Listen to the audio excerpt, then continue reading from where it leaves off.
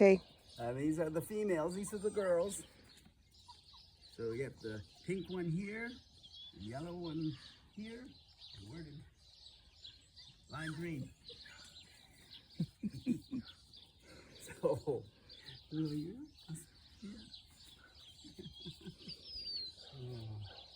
They are so much fun.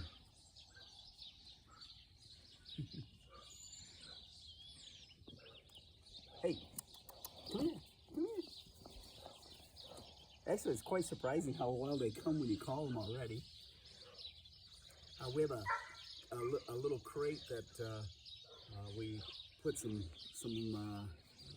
pellets in, and so they're already trained to go to that. They don't go on the floor, which is kind of neat. They're partially trained, house trained, so they'll probably adapt really well to whatever system you establish.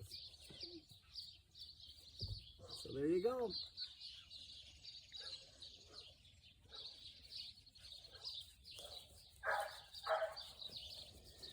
Okay.